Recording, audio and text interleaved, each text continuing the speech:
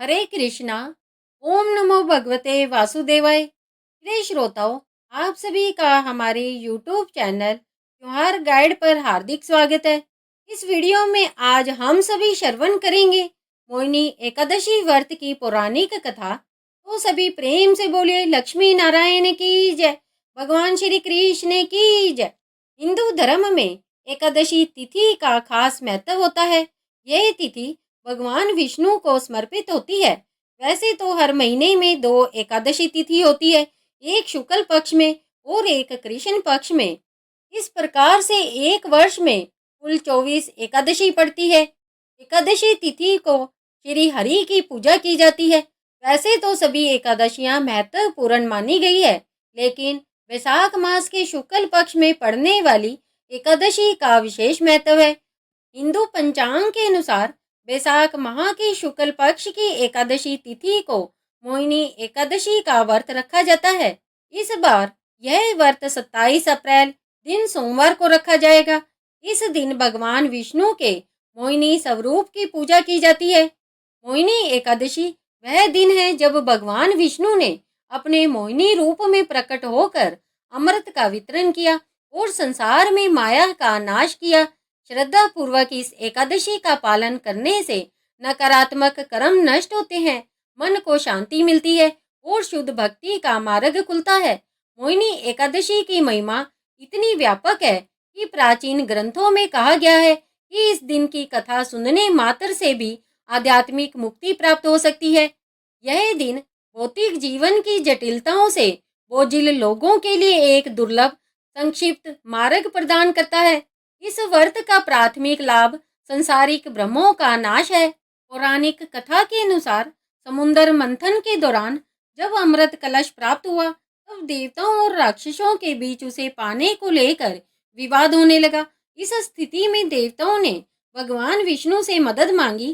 तब भगवान विष्णु ने राक्षसों का ध्यान भटकाने के लिए मोहिनी नाम की एक सुंदर स्त्री का रूप धारण किया। मोहिनी रूप में उन्होंने चतुराई से अमृत देवताओं को पिला दिया। माना जाता है कि यह घटना वैशाख शुक्ल पक्ष की एकादशी तिथि को हुई थी, इसीलिए इस दिन को मोहिनी एकादशी के रूप में मनाया जाता है। मोहिनी एकादशी के दिन सुबह जल्दी उठकर स्नान करें, मन को शांत रखें, एक चौकी पर भगवान विष्णु की प्रतिमा या तस्वीर स्थापित करें, भगवान को स्नान कराकर पीले वस्त्र पहनाए, चंदन का तिलक लगाए, धूप दीप जलाए, व्रत का संकल्प ले, तुलसी दल, नारियल, फल और मिठाई अर्पित करे, पंचामृत चढ़ाए और भगवान की आरती करे। ओम नमो भगवते वासुदेवाय मंत्र और विष्णु सहस्त्र नाम, विष्णु चालीसा का पाठ करे। मोहिनी एकादशी के दिन पूजा करने से मन को शांति मिलती है और जीवन में धन, यश व वैभव बढ़ता है।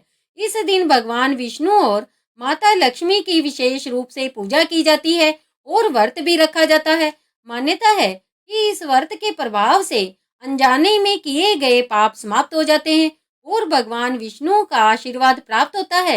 इस व्रत को रखने से व्यक्ति को अपने पुराने पापों से मुक्ति मिलने की मान्यता है। जीवन में सुख, समृद्धि और सकारात्मकता बढ़ती है। विधि विधान से पूजा करने पर सौभाग्य की प्राप्ति होती है। यह व्रत सभी प्रकार के दुखों और कष्टों को दूर करने वाला माना जाता है। इसे सभी व्रतों में श्रेष्ठ व्रत का दर्जा दिया गया है।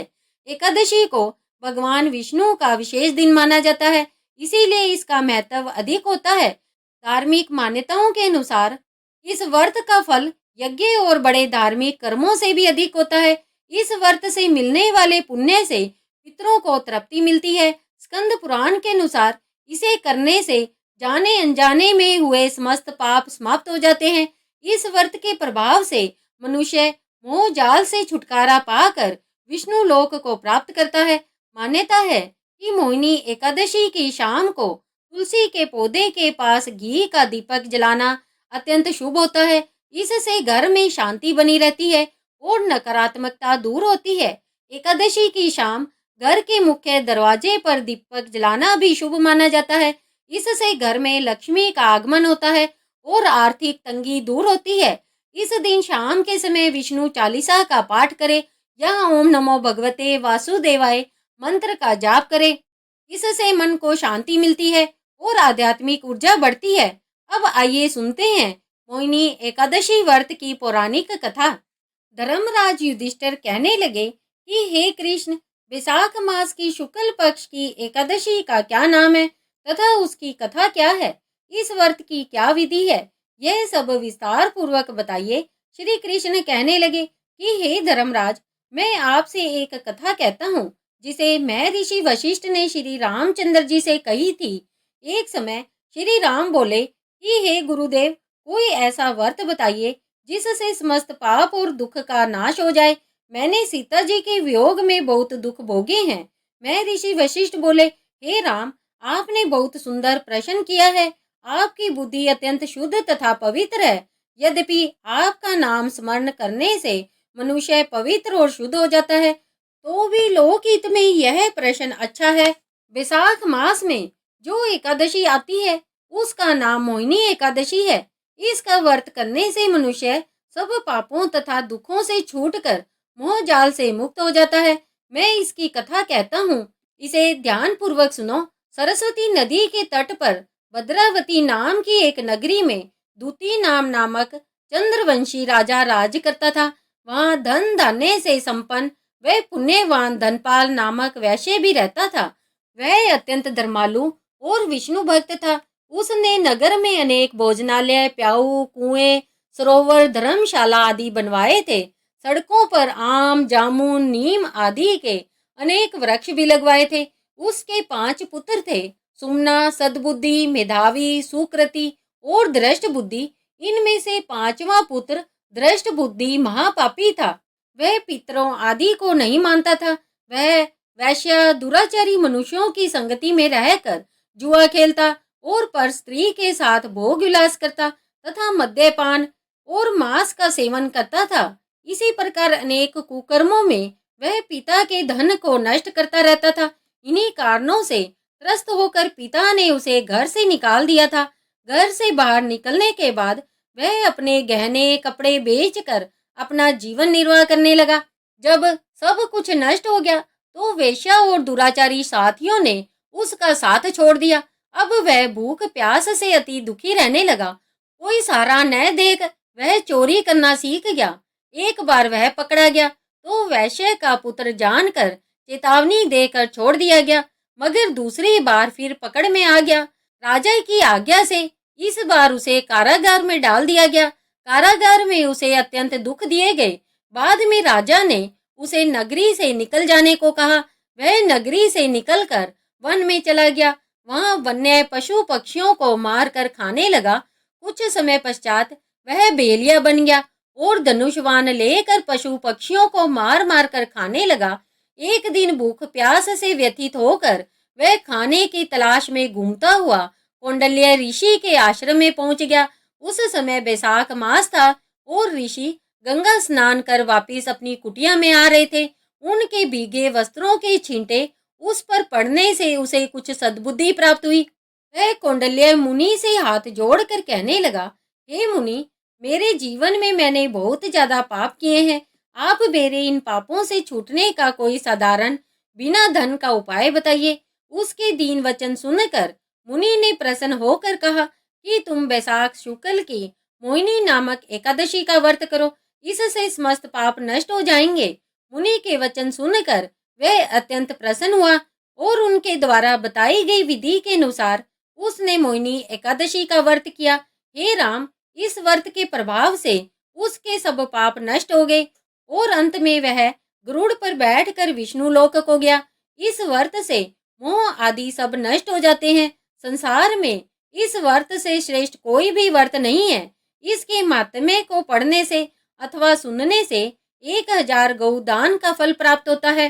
तो सभी प्रेम से बोलो भगवान विष्णु की जय।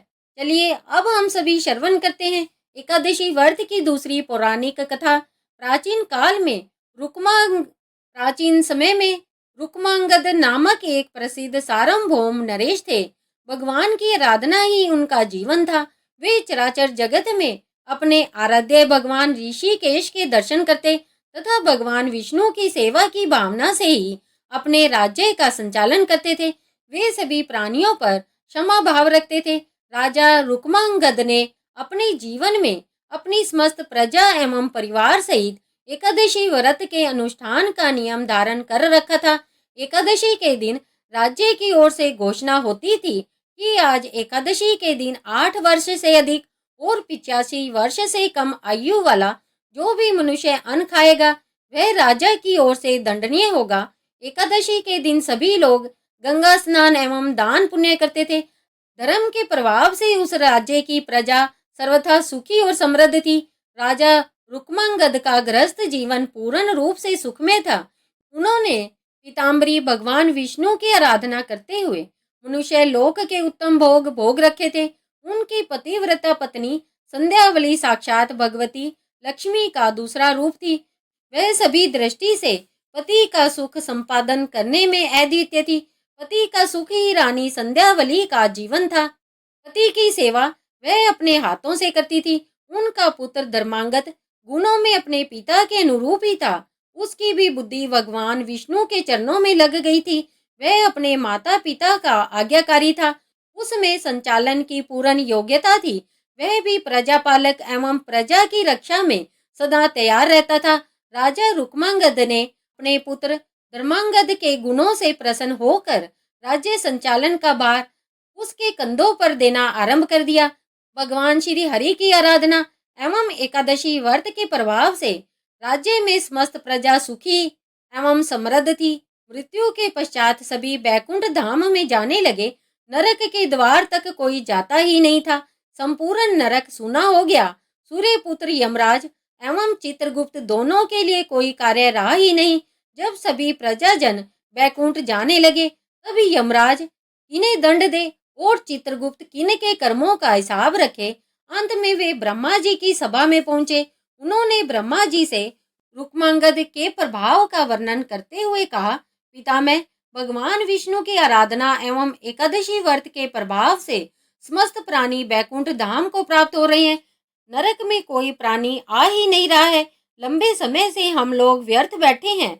यह सुनकर ब्रह्मा जी को अत्यंत प्रसन्नता हुई। वे मन ही मन भक्त राज रुक्मांगद को नमन करने लगे। ब्रह्मा जी रुक्मांगद की ऐसी अद्भुत महिमा को और बढ़ाना चाहते थे। उन्होंने अपने मन में संकल्प से एक अत्यंत सुंदर नारी को प्रकट किया। उस नारी का नाम मोहिनी था। वह संसार की समस्त सुंदरियों में श्रेष्ठ एवं रूप के वैभव से संपन्न थी। एक दिन राजा रुक्मांगद वन भ्रमण के लिए निकले।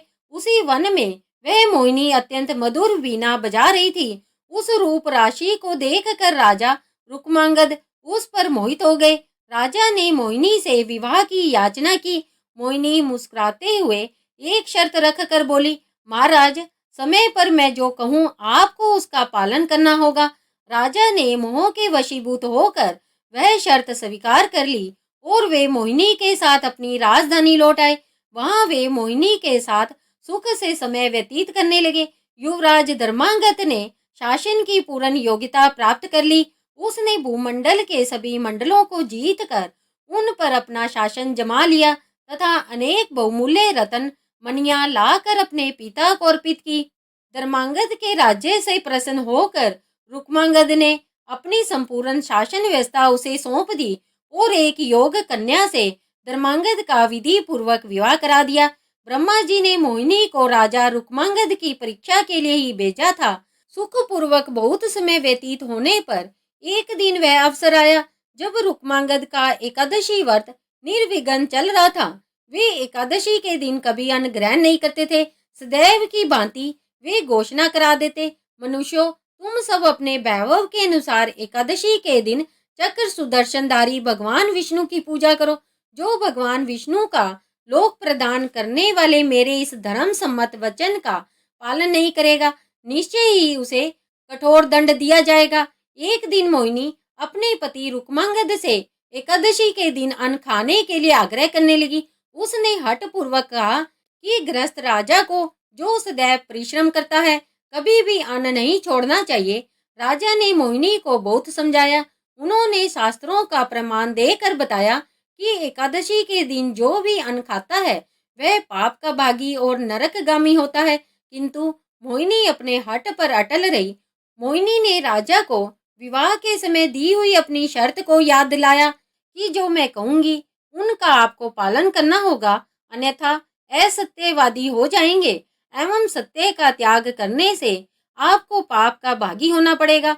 मोहिनी ने अंत में यह भी घोषणा की कि आप एकादशी के दिन अन्न ग्रहण नहीं करेंगे तो मैं आपको त्याग कर चली जाऊंगी। राजा रुक्मांगद ने उसे बहुत समझाया, परंतु मोहिनी अपने निश्चय पर अटल रही। वह अपने पति को असत्यवादी घोषित करती हुई उन्हें छोड़कर जाने को तैयार थी। इधर राजा रुक्मांगद मोहिनी पर आसक्त होते हुए भी एकादशी के दिन अन्न ग्रहण न करने के निश्चय पर दृढ़ थे। पितृभक्त धर्मांगद एवं पतिव्रता नारी संध्यावली ने मोहिनी को राजा को छोड़कर न जाने के लिए बहुत समझाया। रानी संध्यावली ने अत्यंत मधुर वाणी में मोहिनी से कहा, जो नारी सदा अपने पति की आज्ञा का पालन करती है उसे सावित्री के समान अक्षय तथा निर्मल लोक प्राप्त होते हैं। देवी तुम अपना यह आग्रह छोड़ दो। महाराज ने कभी बचपन में भी एकादशी के दिन अन्न ग्रहण नहीं किया है, अतः तुम इसके लिए उन्हें बाध्य मत करो। तुम उनसे कोई अन्य वर मांग लो। रानी संध्यावली की बात सुनकर दुष्ट हृदया मोहिनी ने अपनी एक नई शर्त रखी। राजा रुक्मांगद अपने हाथों से अपने पुत्र धर्मांगद का सिर काट कर भेंट करे अथवा एकादशी के दिन अन्न ग्रहण करे, तभी सत्य की रक्षा हो सकती है। राजा रुक्मांगद मोहिनी की नई शर्त सुनकर अर्धमूर्छित से होने लगे। मूर्ख मोहिनी को अपनी भावी दुर्दशा का किंचित मात्र भी विचार नहीं था। वह अपने पति के बहुत समझाने एवं अनुनय विनय करने पर भी कुछ ध्यान न देकर अपनी हट पर अड़ी रही। अंत में धर्मांगद एवं रानी संध्यावली ने महाराज रुक्मांगद से प्रार्थना कर कर उन्हें सत्य की रक्षा के लिए राजी किया। कृपालु भगवान विष्णु राजा रुक्मांगद, धर्मांगद एवं रानी संध्यावली का धैर्य देख रहे थे। चमचमाती हुई तलवार जैसे ही धर्मांगद के सिर को छूने वाली थी, वैसे ही भगवान विष्णु ने प्रकट होकर राजा का हाथ पकड़ लिया। इस अद्भुत दृश्य को सभी देवगण भी देख रहे थे। उनके देखते ही देखते महात्मा नरेश अपनी रानी संध्यावली एवं पुत्र धर्मांगद के साथ भगवान विष्णु में सशरीर विलीन हो गए। क्रूर हृदय मोहिनी भी यह दृश्य देख रही थी। राजा के पुरोहित वसु से यह सब देखा नहीं गया। उनके संकल्प से दुष्टा मोहिनी वहीं भस्म होकर राख की ढेर हो गई। प्रेम से बोलिए भगवान विष्णु की जय। आइए अब मोहिनी एकादशी की एक और पौराणिक कथा श्रवण करते हैं। एक बार मोहिनी एकादशी के दिन एक पतित आत्मा ने घोर तपस्या की। उसकी भक्ति से प्रसन्न होकर भगवान विष्णु मोहिनी के रूप में प्रकट हुए और उसे समस्त पापों से मुक्ति प्रदान की। वही शक्ति आज भी विद्यमान है। इस दिन गुप्त वृंदावन धाम में उपवास, जप और सेवा करने से आप भी अपने सारे दुखों को दूर कर कृष्ण के निकट आ सकते हैं। मोहिनी अवतार की पौराणिक पृष्ठभूमि ब्रह्मांडीय संतुलन के रक्षक के रूप में भगवान की भूमिका का प्रमाण है। इस रूप का सबसे प्रसिद्ध उदाहरण राक्षस भस्मासुर से संबंधित है। भस्मासुर एक शक्तिशाली राक्षस था जो अपने अहंकार के बल पर अमरत्व प्राप्त करना चाहता था। उसने भगवान शिव को प्रसन्न करने के लिए कठोर तपस्या की। जब शिव प्रकट हुए तो भस्मासुर ने एक भयानक वरदान मांगा, मुझे यह शक्ति प्रदान कीजिए कि जिसका भी सिर मैं अपने हाथ से स्पर्श करूं वह तुरंत राख हो जाए। आशुतोष, जो आसानी से प्रसन्न हो जाते हैं, के नाम से प्रसिद्ध भगवान शिव ने यह वरदान प्रदान किया। हालांकि भस्मासुर अहंकार में डूबा हुआ था, उसने तुरंत भगवान शिव पर वरदान आजमाने का फैसला किया। जब राक्षस भगवान शिव का पीछा कर रहा था, तब भगवान विष्णु मोहिनी के रूप में प्रकट हुए। मोहिनी इतनी दिव्य सौंदर्य से परिपूर्ण थी कि देवता भी मंत्रमुग्ध हो गए। जब भस्मासुर ने मोहिनी को देखा तो उसकी हत्या करने की मंशा तीव्र वासना में बदल गई। मोहिनी ने चंचल मुस्कान के साथ उससे कहा, मैं तुम्हारी हो जाऊंगी, लेकिन तभी जब तुम नृत्य कला में मेरी बराबरी कर सको। मोह द्वारा अंधा किए गए भस्मासुर ने सहमति दे दी। उन्होंने जटिल मुद्राओं वाला एक लयबद्ध नृत्य शुरू किया। अंत में मोहिनी ने एक ऐसी मुद्रा प्रदर्शित की जिसमें उसने अपना हाथ बड़ी ही खूबसूरती से अपने सिर पर रख लिया। समोन में डूबे और बिना सोचे समझे महिषासुर ने उसकी हूबहू नकल की। जैसे ही उसका हाथ उसके सिर पर लगा, उसके वरदान का असर हुआ और वह पल भर में राख के ढेर में बदल गया।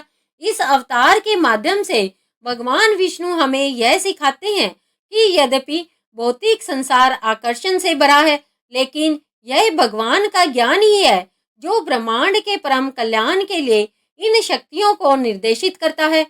सभी प्रेम से बोलो भगवान विष्णु की जय, भगवान श्री कृष्ण की जय। प्रिय श्रोताओं, तो यह थी मोहिनी एकादशी व्रत कथाएं। आप सभी को यह वीडियो कैसी लगी? उम्मीद है कि आप सभी को यह वीडियो अच्छी लगी होगी। यदि आप सभी को यह वीडियो अच्छी लगी है तो इस वीडियो को लाइक करें और इसे अपने तक ही सीमित ना रखकर इसे अधिक से अधिक अपने दोस्तों एवं परिवारजनों को शेयर करें, ताकि वे भी मोहिनी एकादशी व्रत की कथाओं को श्रवण कर सके। यदि आप हमारे चैनल पर नए हैं या अभी तक हमारे चैनल त्योहार गाइड से नहीं जुड़े हैं तो हमारे चैनल त्योहार गाइड को सब्सक्राइब करिए और बेल आइकन बटन को क्लिक करना ना भूलें, ताकि कोई भी नई वीडियो अपलोड होते ही उसका नोटिफिकेशन सबसे पहले आप तक पहुंच सके। इस वीडियो को अंत तक देखने के लिए आप सभी का धन्यवाद। हरे कृष्णा हरे कृष्णा हरे कृष्णा।